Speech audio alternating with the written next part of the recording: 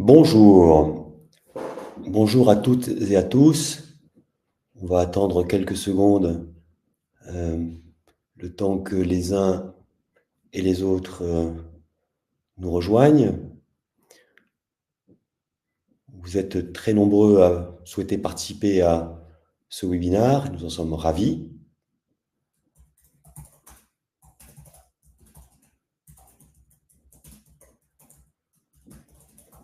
Je propose de patienter encore quelques secondes.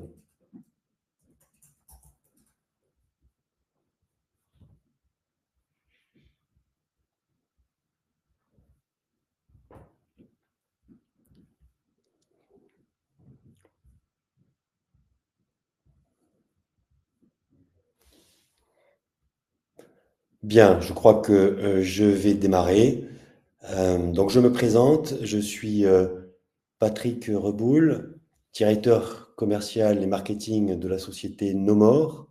Nomor qui est un éditeur français qui, depuis plus de 20 ans, accompagne les entreprises et les organisations dans la transformation numérique, la transformation digitale, la mise en œuvre de nouvelles applications ou de monter de nouvelles versions majeures. Alors, ce que je vous propose d'aborder ensemble aujourd'hui,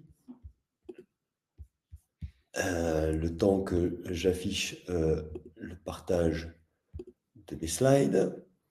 Donc, Nomor est spécialisé notamment dans les plateformes d'adoption digitale, qui va être la thématique aujourd'hui. Et ensemble, je vous propose de parcourir un rapide état des lieux de la situation de la transformation digitale que nous rencontrons et que nous rencontrons avec nos partenaires. Quelles sont les attentes et les défis auxquels doivent faire face les organisations, qu'elles soient privées ou publiques? Face à ces attentes et ces défis, quelle est la proposition de valeur de Nomor? Évidemment, je compte bien vous illustrer mon propos par un exemple. De quoi parlons-nous précisément ici? Et puis ensuite, nous faire part également d'un retour d'expérience d'un premier client et puis d'un client éditeur qui accompagne ses clients avec des solutions que nous allons découvrir ensemble. Commençons ensemble par l'état des lieux. Aujourd'hui, les organisations, les entreprises sont confrontées à un enjeu multiple que l'on peut résumer à 3 enjeux majeurs. Le premier, les entreprises sont confrontées à une multiplication des applications métiers. En moyenne, en France, nous utilisons quotidiennement, vous et moi, 9 à 10 applications différentes, applications qui ont tendance à être de plus en plus en mode SaaS et donc qui évoluent de plus en plus fréquemment au fil des montées de version des éditeurs ou des développements réalisés en interne. Premier enjeu. Le deuxième enjeu, les organisations privées publiques se doivent de préparer leurs futurs utilisateurs à l'usage de ces applications. Et donc, la préparation, la formation, lorsqu'il y a formation de ces utilisateurs, représente un coût important pour pouvoir accompagner ces futurs utilisateurs avant l'usage de l'application, mais également pour pouvoir accompagner les nouveaux collaborateurs qui arrivent en cours de route et qui n'auraient pas eu la chance ou le bénéfice de ces formations initiales.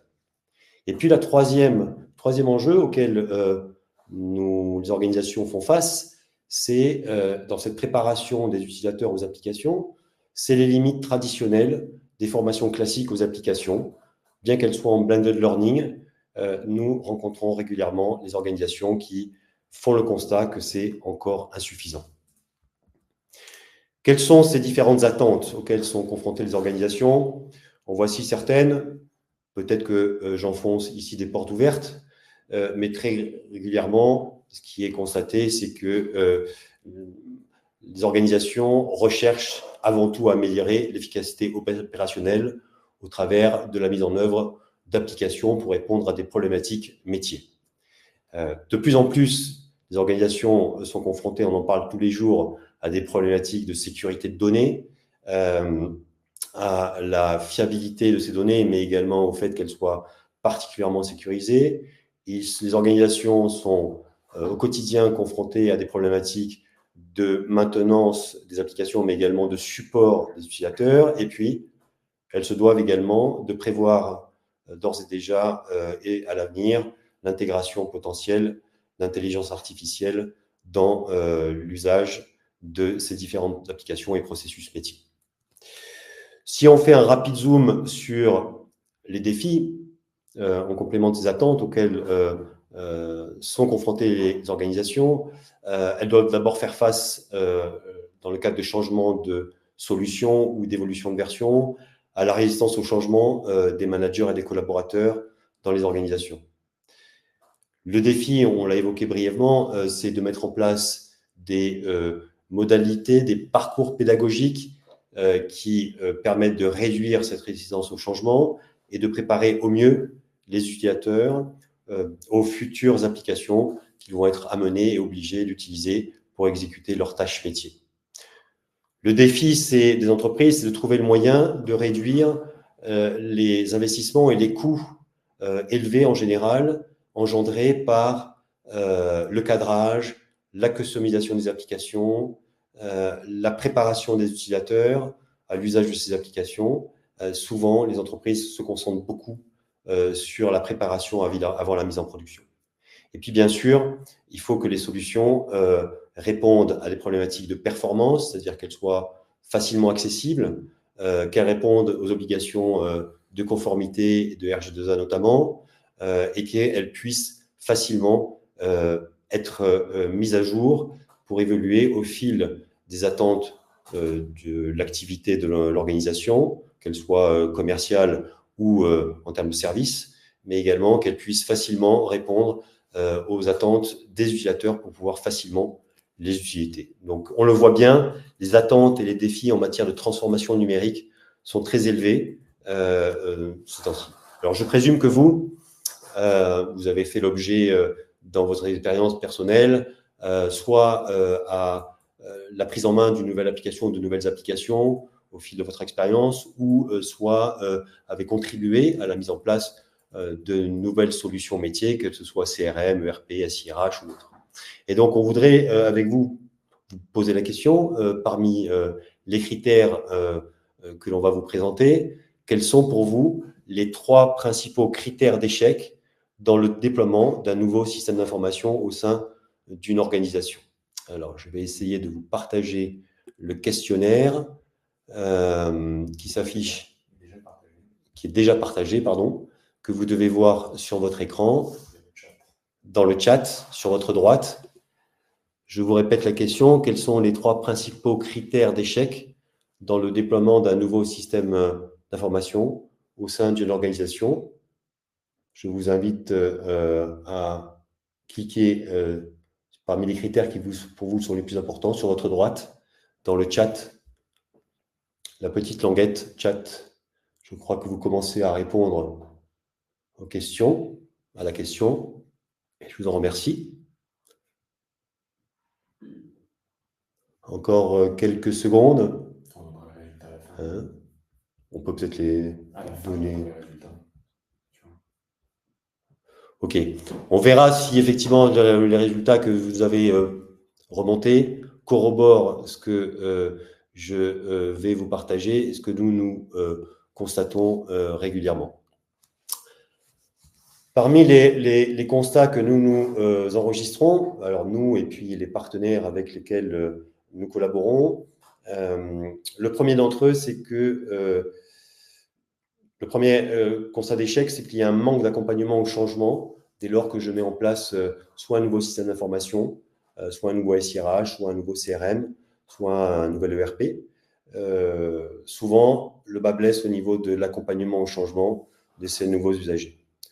Le deuxième que l'on rencontre, et c'est de plus en plus fréquent, en tout cas de notre fenêtre, c'est les difficultés ou l'inefficacité des formations aux applications, pour 2 raisons principales. La première, en général, c'est que les temps de formation sont assez longs, fait souvent défaut dans la formation aux applications, des formations par la pratique, c'est-à-dire pouvoir jouer des exercices en réel, Et puis, la troisième raison, c'est qu'il est très fréquent que les collaborateurs, une fois formés, attendent et patientent la mise en prod de la nouvelle application qui souvent est repoussée et donc qui fait perdre l'impact de la formation auprès des usagers qui doivent patienter quelques jours, voire davantage, avant d'être réellement en activité sur l'application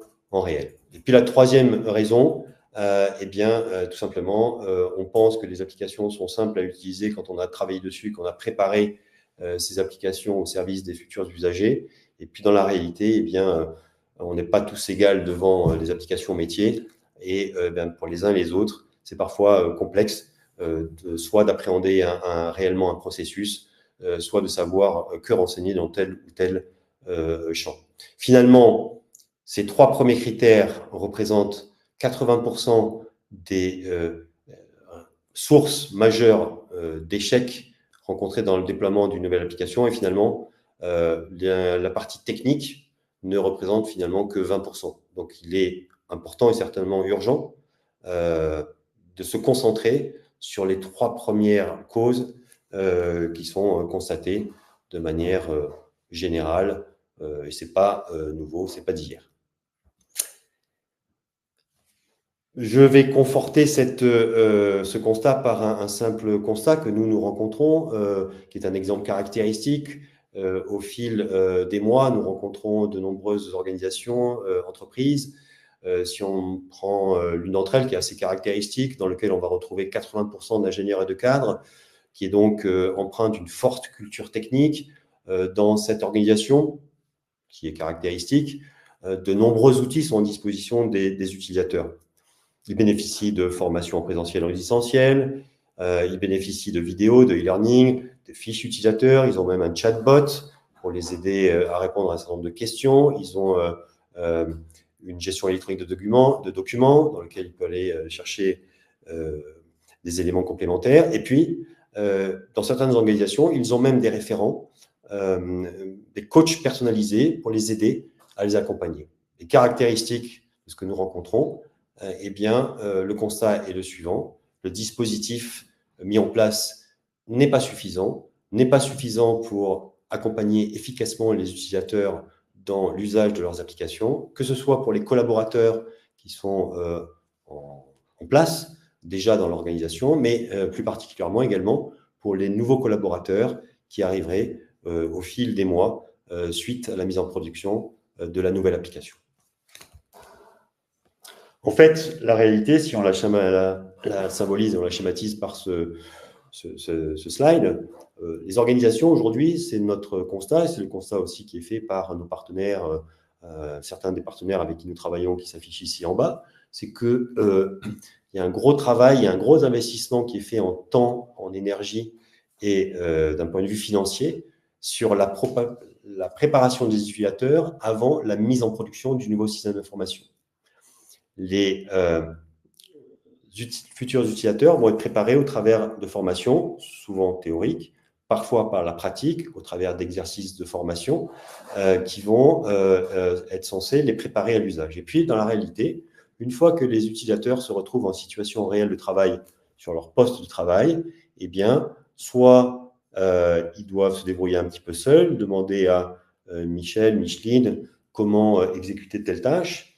Dans certains cas, ils vont pouvoir bénéficier de référents ou d'utilisateurs, de key users qui vont pouvoir les dépanner. Et dans le meilleur des mondes, selon les organisations et la taille des entreprises, ils pourront avoir accès à une hotline pour les dépanner, pour réaliser les tâches qu'ils doivent réaliser, saisie d'un processus, création d'un nouveau collaborateur ou saisie d'une opportunité dans un CRM. Globalement, ce que l'on constate, et c'est assez caractéristique en France, c'est qu'il y a un gros effort qui est fait sur la préparation des usagers avant usage d'une application. Et puis derrière, les utilisateurs sont beaucoup moins suivis et encadrés, en fait, sur ce qui est le plus important, c'est-à-dire l'usage de l'application tout au long de leur vie dans l'entreprise. Ce que veulent nos clients et ce qu'ils nous demandent, nous, si on conforte cette démarche, ce constat, c'est qu'ils veulent, d'un côté, avoir la mise en production préparer les utilisateurs au changement d'application métier, que ce soit une nouvelle application ou une nouvelle version de l'application. Ce qu'ils veulent au mieux, c'est de pouvoir former et permettre aux utilisateurs de s'entraîner avant situation réelle sur leur application métier. Et puis, une fois qu'ils sont en situation réelle de travail, nos clients nous demandent de pouvoir maîtriser, voire de réduire les sollicitations au support à la hotline, de pouvoir faciliter le onboarding des nouveaux collaborateurs qui n'auraient pas eu la chance d'être formés parce qu'arrivaient après la mise en production de la nouvelle application. Ce qu'ils recherchent et ce qu'ils nous demandent, c'est de pouvoir améliorer le taux et la qualité des données saisies dans les bases. Et puis, globalement, en fait, ce qu'ils nous demandent, c'est en synthèse d'améliorer l'expérience et la productivité des usagers. Et puis, de plus en plus, ce que l'on constate depuis, grosso modo, ces 2 dernières années, ce qu'ils nous demandent aussi, de plus en plus souvent, c'est de de proposer et de mettre en œuvre des solutions qui soient différentes, novatrices, par rapport aux différentes expériences qu'ils ont vécues jusqu'à présent, qui, en général, n'ont pas été extrêmement positives pour accompagner au mieux la réussite et le succès du déploiement d'une nouvelle application. Fort de ce constat, chez Knowmore, depuis de nombreuses années, depuis 20 ans, nous sommes convaincus que pour réussir la transformation numérique et la transformation digitale, la mise en place et le déploiement d'une nouvelle application, il est essentiel de rendre les utilisateurs autonomes et efficaces en facilitant l'usage des logiciels. Ça tombe bien parce que 91% des utilisateurs en France déclarent que les compétences digitales sont importantes pour eux dans l'autonomie de leur travail et 89% confirment également qu'ils sont tout à fait favorables à accroître leurs compétences autour des applications pour être plus efficaces et plus sereins au quotidien dans leurs tâches métiers sur les applications. Alors en fait, on parle ici d'un marché sur lequel nous évoluons pour accompagner les utilisateurs, pour lequel Knowmore a démarré il y a plus de 20 ans maintenant, a déposé un concept, à l'époque le concept du GPS applicatif, le concept du GPS de la voiture, c'est-à-dire avoir une aide, comme dans la voiture, qui va aider l'utilisateur dans sa navigation sur les applications métiers en temps réel pour l'alerter.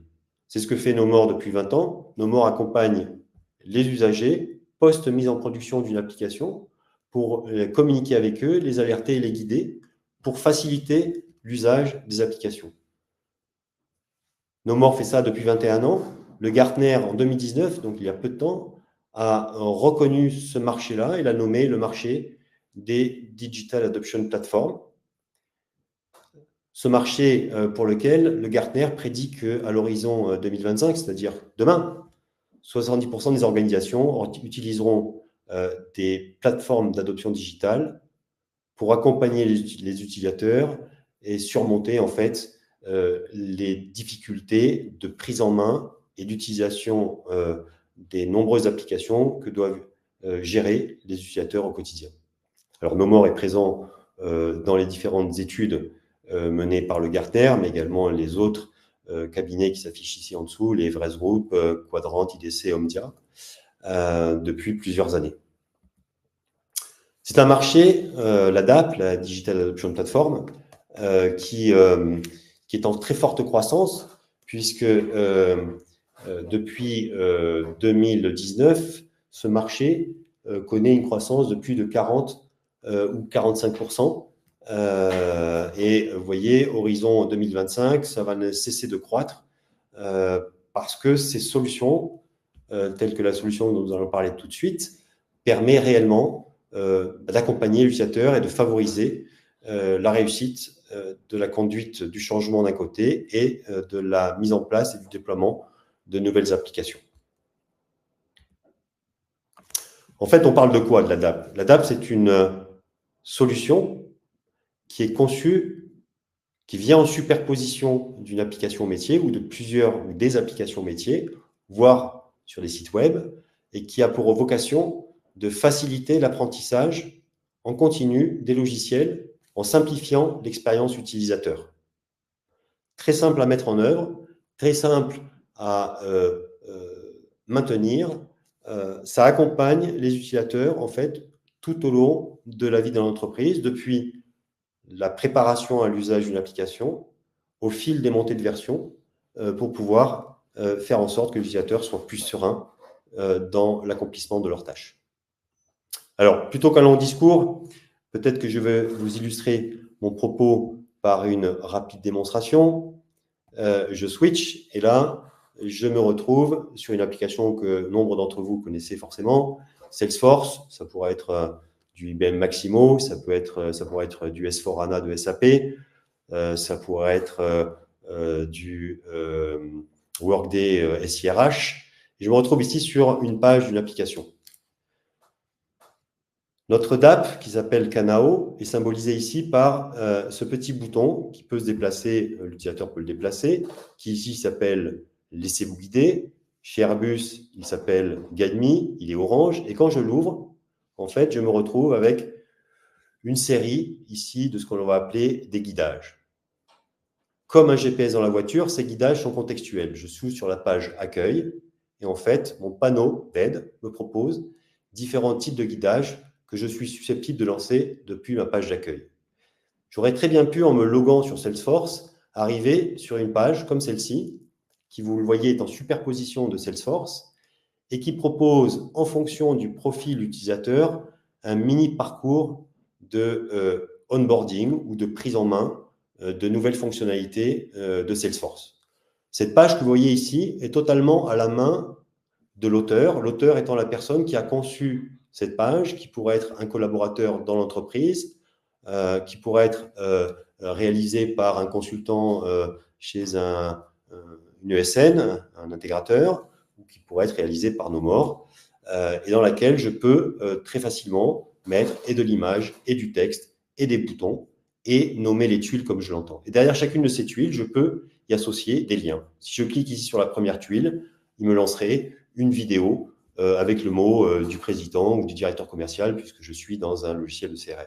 Si je clique ici sur cette deuxième tuile, suivez le guide, je vais lancer l'une des fonctionnalités de notre solution Kanao, où il me dit ici, avec une petite bulle, commençons cette visite guidée en pointant l'onglet Accueil. Donc, j'ai qu'à me laisser guider, je clique sur Accueil, je ne touche plus au clavier et automatiquement, Kanao, donc le GPS applicatif, me dit ici, vous retrouverez les derniers événements, ici, vous retrouverez les dernières opportunités. Et vous voyez qu'au fur et à mesure, il me met en surbrillance une zone de Salesforce pour vous montrer spécifiquement ce que je retrouverai à tel endroit. Ici, cette bulle, elle me gêne. Je peux la déplacer pour mieux lire ce qui se passe derrière sur l'écran de mon application. Je peux aussi fermer et maintenant, je dois travailler. Donc, travailler, ça veut dire qu'en tant que commercial, par exemple ici, je dois créer une opportunité. C'est très simple. J'ai été formé. Je ne sais plus comment on le fait, j'ai oublié, je rentre de vacances, j'ai besoin d'être aidé. Tiens, comme par hasard, je trouve une fonctionnalité qui s'appelle « Créer une opportunité ». Je clique dessus et j'ai une autre nouvelle bulle qui me dit « Cliquez sur l'onglet « Opportunité ». Cliquez sur le bouton « Nouveau ». Cliquez sur, il ouvre la page suivante, cliquez sur « Renseigner le nom d'opportunité ». Donc, en fait, je n'ai qu'à me laisser je n'ai qu'à me laisser guider par ce guidage qui m'accompagne dans la réalisation de mon processus. Ce guidage, comme dans la voiture, peut être démarré en plein milieu d'un processus. Je connais le début, je ne sais plus comment faire pour la suite, je le démarre, il va démarrer à saisir le nom du compte parce que tout le reste, je l'avais fait par moi-même. Je peux faire précédent suivant. Si, comme c'est le cas ici, le compte n'existe pas, si je cliquais sur créer un nouveau compte, mon guidage m'amènerait sur la création du compte et une fois que j'aurai créé le compte, continuerai à m'accompagner pour finaliser la saisie de mon opportunité. Donc, je n'ai qu'à me laisser guider. Je peux également très simplement rajouter, comme c'est le cas ici, des bulles en superposition, en survol de souris pour attirer l'attention de l'utilisateur. C'est une deuxième fonctionnalité de Kanao. Mais je peux également rajouter n'importe où sur l'application des icônes, comme celle-ci, que nous appelons des stickers, dans lesquels je peux associer du texte, un lien vers n'importe quel type de document vers une page web, comme c'est le cas ici, ou vers un document hébergé sur une GED. Mais je peux également proposer à l'utilisateur des aides totalement contextuelles, à savoir, habituellement ici, je vais saisir abonnement, il ne se passe rien. Si je saisis forfait, juste à ce moment-là, j'ai une icône qui apparaît, qui m'incite et qui me rappelle que j'ai telle ou telle tâche à réaliser de manière extrêmement importante. Vous l'avez compris, je vous ai montré ici 3-4 fonctionnalités de Kanao. Je ne vais pas aller plus loin. Naturellement, je suis à votre disposition à l'occasion de notre rendez-vous pour vous présenter plus avant les fonctionnalités de Kanao. Je vais revenir sur mon portage de mes slides pour vous illustrer autrement mon propos avec une illustration en fait de ces aides. Donc au total, nous avons 10 types de publications avec Kanao qui répondent à 4 objectifs. Ces 10 publications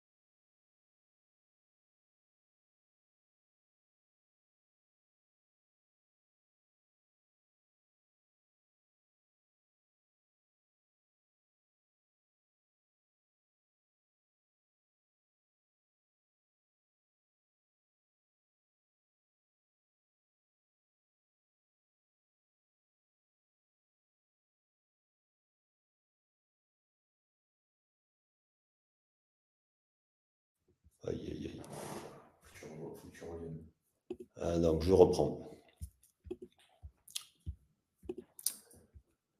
Excusez-moi pour le petit intermède.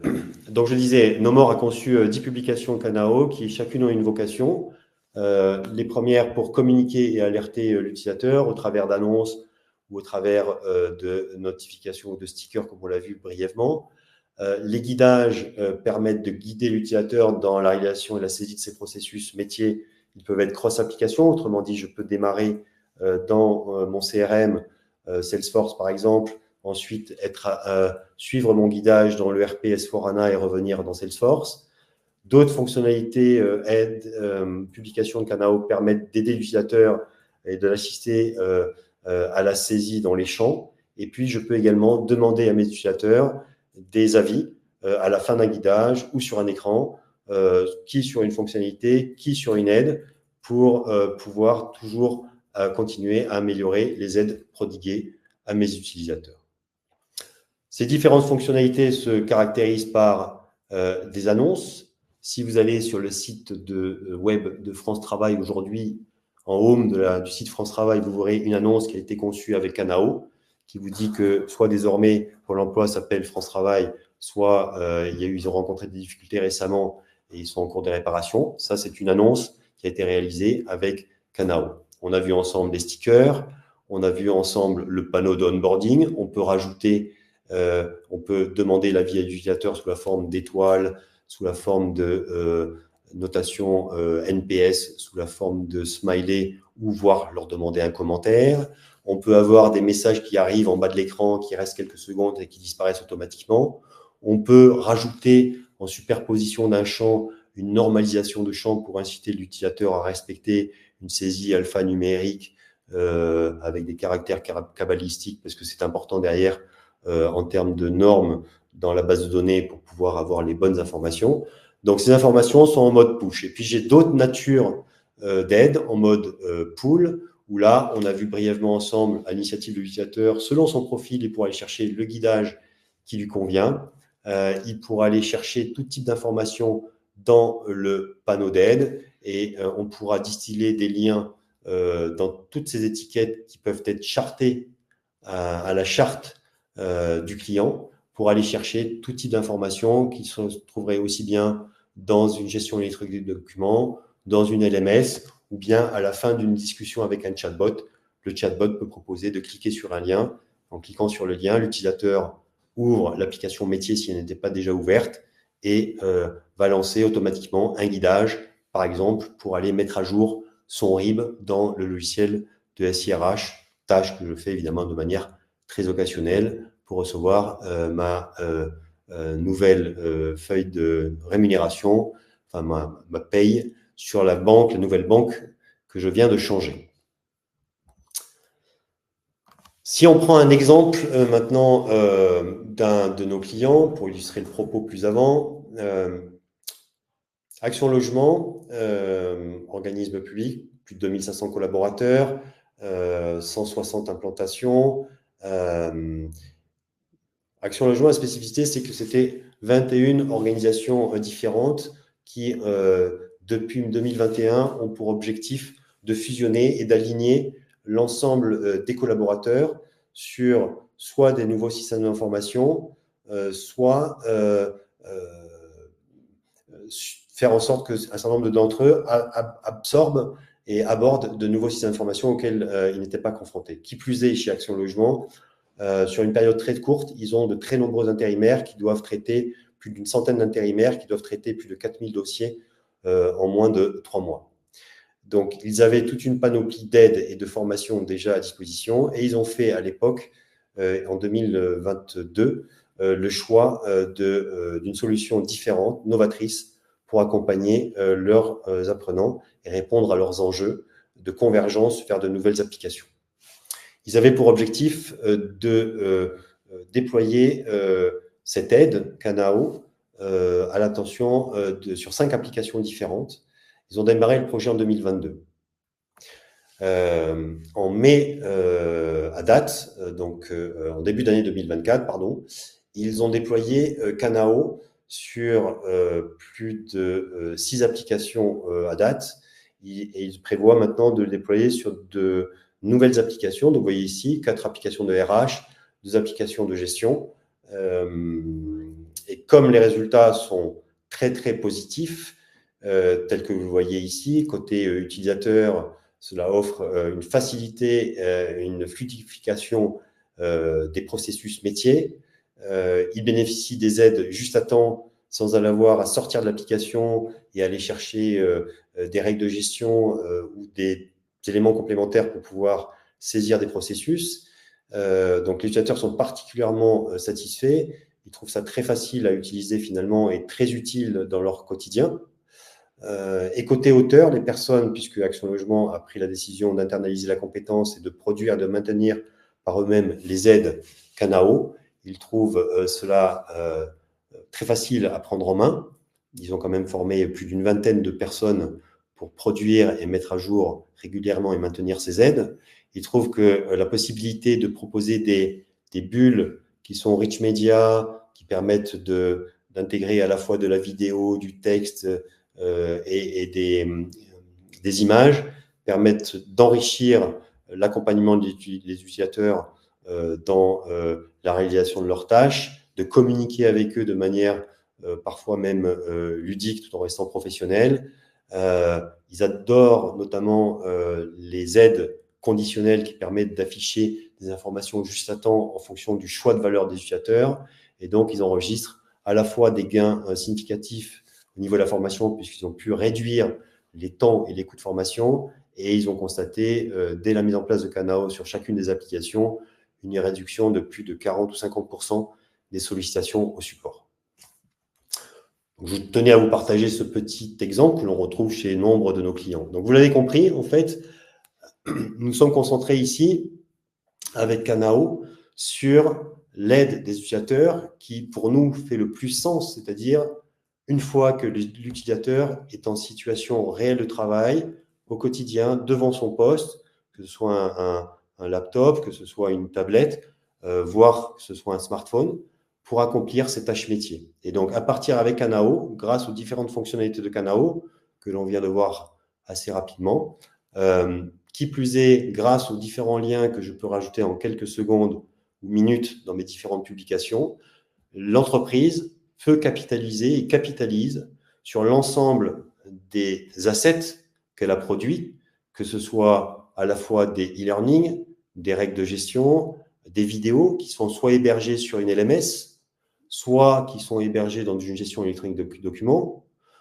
soit parce qu'elle a un chatbot et donc elle peut capitaliser sur ce chatbot pour envoyer la bonne information au travers des guidages dans les applications métiers, ou enfin, pour certains qui ont mis Kanao sur les logiciels de SIRH, ils lancent en fait des campagnes de talent review en mettant dans l'email adressé aux collaborateurs un lien Kanao qui va ouvrir l'application métier, qui va amener l'utilisateur sur le template de préparation aux entretiens annuels qui permet à ces organisations de maîtriser complètement ou de contribuer à la maîtrise de leurs entretiens annuels. Alors, quels sont les principaux bénéfices que nous constatons suite à la mise en place de ce type de solution? Je vous le disais, chez Action Logement, ils ont rencontré des gains réels. La déclinaison de ces différents gains se retrouve à tous les échelons des parties prenantes du déploiement d'une nouvelle solution ou d'une nouvelle version. Que ce soit à côté collaborateur-manager, ça permet d'accélérer l'onboarding des collaborateurs, ça permet d'améliorer l'expérience sur les applications métiers, ça permet de collaborer, de communiquer avec l'ensemble des collaborateurs. Chez Orange, pendant le Covid, ils se sont aperçus que les utilisateurs n'allaient plus sur les médias traditionnels de communication. Par contre, grâce à Kanao, ils pouvaient continuer à leur passer des messages en superposition des applications métiers utilisées par les utilisateurs en télétravail. Ils étaient sûrs de pouvoir passer des messages parce que les utilisateurs utilisant et devant se loguer sur des applications métiers voyaient passer des messages managériaux. Côté product owner, product manager, Kanao permet de faciliter la mise en marché d'une nouvelle version ou d'une nouvelle application. Ça permet de maîtriser les coûts puisque grâce à Kanao, je peux réduire la préparation de mes futurs usagers, réduire l'immobilisation d'un formateur si je fais des formations présentielles, réduire l'immobilisation des apprenants en leur montrant que lorsqu'ils seront à l'issue de la formation, à la fin de la formation, en leur montrant que lorsqu'ils seront en situation réelle de travail sur leur application métier, ils continueront à être guidés, ils retrouveront en fait certains des exercices qu'ils ont vus en formation, mais cette fois-ci directement sur leur application métier. Pour les formateurs, ou ce que moi j'appelle les Digital Adoption Enablers, les personnes qui produisent dorénavant des aides grâce à Kanao en superposition des applications métiers, ça leur permet notamment de personnaliser le onboarding des collaborateurs selon le profil, le rôle des utilisateurs. Ça leur permet de répondre lorsque on enregistre au support notamment une montée tout d'un coup de demandes ou de bugs, d'un bug qui arrive tout d'un coup et on voit le nombre de tickets qui augmente. En quelques minutes, un formateur ou un Digital Adoption Enabler est capable d'aller mettre à côté du souci, du problème, du bug, un sticker, un scarabée, un bug, et dire ce problème-là est bien référencé, c'est pas la peine d'ouvrir un ticket. Le support ne reçoit pas pour la énième fois une demande un problème. Le problème n'a pas à répondre et l'usager voit qu'en voyant ce bug, le problème est déjà remonté, c'est pas la peine d'ouvrir un ticket. Ce problème sera solutionné dans la prochaine version. Voici la solution de contournement. Donc, ça permet notamment aux formateurs et Digital Adoption Enablers d'être extrêmement réactifs.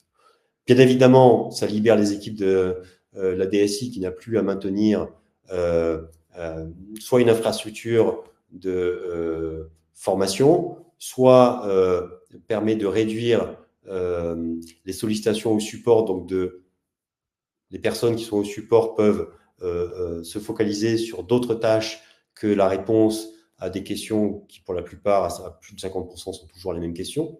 Et puis, côté RH, eh bien, ça répond à de nombreux enjeux, dont la réduction des délais des coûts de formation, mais également la satisfaction et l'adhésion et l'engagement des collaborateurs beaucoup plus importante dans l'usage des applications. D'un point de vue retour sur investissement quantitatif, ça permet d'améliorer de plus de 60% l'efficacité en formation et l'intégration sur les logiciels. Ça permet on l'a dit, constaté notamment par Action Logement, mais constaté également par le témoignage qui va suivre juste après, de réduire de plus de 50% les appels au support.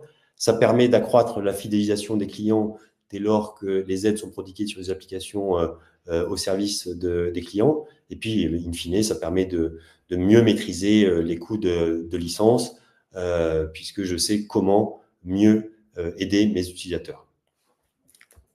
Alors, je voulais vous partager un autre exemple, cette fois-ci non plus avec un client final à proprement parler, mais avec un éditeur qui, en l'occurrence, il s'agit de Val Software. Val Software, qui est un éditeur spécialisé dans les solutions de gestion de la formation, qui a pour vocation de faciliter, qui voulait faciliter l'usage de sa plateforme et en particulier accélérer la formation par la pratique de ses futurs utilisateurs. Il s'adresse à des adultes sur des formations de type AFPA, à l'attention de plus de 10 000 utilisateurs, et il voulait également proposer une solution qui permettait de pallier à l'absence d'un environnement de formation, d'une base école, pour former ces utilisateurs. Et donc, aujourd'hui, après, Val Software a choisi Kanao et a déployé Kanao, et ce sont ses propres collaborateurs qui produisent en toute autonomie des parcours guidés en fonction des profils de leurs utilisateurs.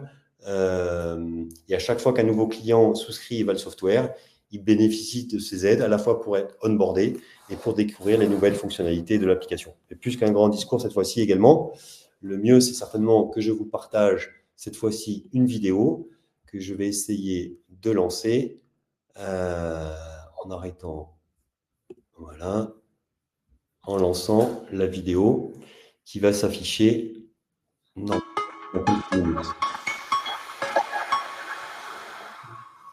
Bonjour, je suis Anaïs Bonomi-Rabari et je suis Chief Product Officer chez Val Software. Donc, Val Software, c'est un éditeur de logiciels SaaS dans la gestion de la formation. Donc, Amon, c'est le logiciel vraiment qui va permettre de gérer toute la formation professionnelle, que ce soit la partie administrative, la planification, la facturation, etc. Et faire même des liens avec pas mal d'outils externes. Et donc, dans le cadre d'Amon, qui est un logiciel qui est assez personnalisé, complexe, etc., on souhaite y mettre en place des guidages pour un petit peu guider nos utilisateurs, les informer aussi de ces nouveautés-là. Et donc, c'est dans ce cadre-là que Kanao intervient. Tout ce qu'on espère en fait que ça puisse nous apporter, c'est d'une part pouvoir présenter toutes les nouveautés de version à nos utilisateurs finaux et également pouvoir s'assurer, participer à l'onboarding des utilisateurs, donc pouvoir les guider sur les formations, sur les fonctionnalités qui sont les plus simples et pour qu'ils prennent en main l'outil. En fait, on a eu d'abord une phase de POC pour travailler avec Kanao, où sur ce POC-là, mon objectif, c'était de valider techniquement la solution, plus que fonctionnelle. Et ça a bien marché. En fait, nous, notre logiciel Amon, il est très personnalisable et on avait peur qu'on ne puisse pas pouvoir avoir Kanao qui tienne compte de cette personnalisation. Puis au final, tout se passe comme il faut. Donc maintenant, on est passé dans la phase vraiment de mise en production. Donc on a la particularité de Val Software d'être un éditeur SaaS et donc il fallait qu'on embarque Kanao dans notre logiciel et non pas juste qu'il soit en surface. Et donc c'est pour ça qu'on a eu d'abord cette phase de POC et maintenant on est passé dans la phase de mise en production où là j'ai toute une équipe d'auteurs qui va rédiger toute la partie des guidages, des suggestions, etc. Et puis normalement on devrait le mettre assez prochainement chez nos utilisateurs finaux pour qu'ils puissent voir ces guidages. Donc on a deux objectifs clés. Le premier, c'est les informer sur toutes nos nouveautés de version, qu'ils puissent être attirés et comprendre un petit peu, formés sur les dernières petites nouveautés. Et le deuxième grand objectif, c'est vraiment de les former sur les fonctionnalités de base. Former à la facturation, à la rédaction, à la création d'actions de formation, tout ce qui est planification et vraiment les accompagner sur ces fonctionnalités clés. Donc pour le POC, si je me souviens bien, on a commencé d'abord par une petite phase de démonstration où on a pu avoir une introduction fonctionnelle sur Canao. Ensuite, l'équipe Canao a créé le connecteur minimal. Après, notre objectif, c'était de valider l'accrochage, on va dire, technique, parce que notre logiciel est très complexe fonctionnellement parlant et aussi permet beaucoup de personnalisation. Et à la fin de la création de ce connecteur, l'équipe nous a fait une démo et pendant toute une session, on a pu poser plein de questions, avoir les réponses à toutes nos questions et puis finalement, on a validé le POC pour passer à la suite. Donc, grâce à Canao, on espère pouvoir simplifier un petit peu la vie de nos utilisateurs, faciliter leur onboarding sur notre application pour qu'ils puissent mettre moins de temps à s'approprier les fonctionnalités. On sait qu'on a des superbes release notes, mais qui souvent sont envoyées juste uniquement aux administrateurs et non pas à tous nos utilisateurs. On espère pouvoir communiquer à beaucoup plus de personnes. Et puis, dernier point, on espère aussi que ça pourra nous limiter le nombre de tickets créés au support.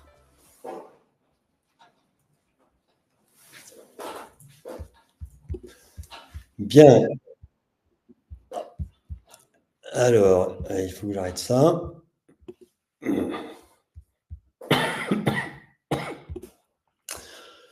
Je vous représente mon écran. Tu déconnectes la vidéo. Ah non, je ne suis plus sur la vidéo. Maintenant, on voit toujours la vidéo. Et oui, toujours la vidéo. Ok, partager.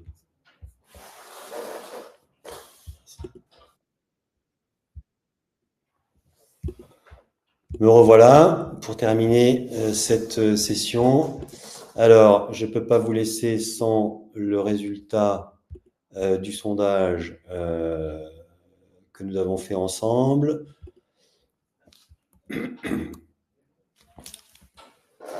Ah oui, pardon. Avant cela, les questions qui nous sont souvent posées, qui produit et qui maintient les publications Canao? En général, ce sont les équipes pédagogiques, les équipes au support ou les équipes à la DSI. Est-ce qu'il y a des compétences techniques requis? Non, aucune. Les compétences sont avant tout des compétences pédagogiques et communication. Ce sont souvent les équipes qui forment ou qui sont au support, qui produisent ce type d'aide. Combien de temps faut-il pour monter en compétence sur Canao? C'est très rapide, il faut en moyenne 2 à 3 jours pour acquérir les compétences sur Canao et être en capacité de produire et de maintenir les aides. Quelle est la durée moyenne de la mise en production des premières aides sur une application, que ce soit une nouvelle application qui va être déployée ou que ce soit une application déjà en run, en production dans l'entreprise ou dans l'organisation? En moins d'un mois en général. Les premières publications sont mises à disposition des utilisateurs, d'autant plus qu'avec Canao, je peux travailler et produire et mettre en diffusion en mode agile si je ne veux pas procéder à un mode projet traditionnel. Alors, on en revient à la phase des questions-réponses, mais avant cela, je voulais vous partager les résultats du sondage auquel vous avez eu la gentillesse de répondre précédemment. Donc, nous sommes, il y a plus de 40%, quasiment 35% des répondants qui constatent et qui confirment que les causes majeures de l'échec de déploiement d'une application est liée au manque d'accompagnement au changement. Qu'en deuxième position, à plus de 23-24%, il y a une véritable difficulté rencontrée par les utilisateurs. Et ensuite, un petit peu ex aequo, les 3 autres items. Donc, on voit bien que à la fois l'accompagnement au changement, vous partagez en fait ce constat que l'accompagnement au changement et les difficultés sont un vrai réel sujet dans les déploiements des nouvelles applications. Merci pour ce sondage et votre participation. Nous en avons terminé. Bien sûr, si vous avez encore quelques minutes à nous consacrer, que vous auriez des questions, je me propose d'y répondre en live. Je m'adresse à mon collègue qui est présent, qui va me signifier s'il y avait des questions qui avaient été remontées dans le chat. Sachant que vous le voyez ici, Nos Morts depuis 21 ans travaillent avec le service privé. Nous travaillons avec plus de 40% des entreprises du CAC 40, avec les ETI et désormais avec les éditeurs qui remplacent leur aide native par Canao. Et puis depuis maintenant 4-5 ans également avec le service public. à commencer par l'éducation nationale, l'action logement dont nous parlions tout à l'heure, ou encore le CISIR ou le CNES. Mon collègue me dit qu'il n'y a pas de questions. Écoutez, au nom de nos morts, je vous remercie pour votre participation. Vous avez été très nombreux encore aujourd'hui. Et puis, bien, pour aller plus loin, nous sommes à votre disposition. N'hésitez pas à nous solliciter via le formulaire sur notre site web ou le numéro de téléphone qui s'affichait en début de cette présentation. Je vous souhaite une excellente journée et vous dis à très bientôt, je l'espère. C'est une question. Ah, une question, dit-on. Est-ce que Kanao peut être interfacé avec des softs clients ou seulement sur des interfaces web, voire aussi mobile? Kanao peut fonctionner sur des applications en mode web, que ce soit des applications métiers développées par des éditeurs, sur des sites web ou sur des applications progressives web app. J'espère avoir répondu à la question. Apparemment, il n'y en aurait pas d'autres. Donc, je vous propose de clôturer ce webinaire maintenant. Je vous remercie et je vous souhaite une excellente journée. À très bientôt. Merci. Au revoir.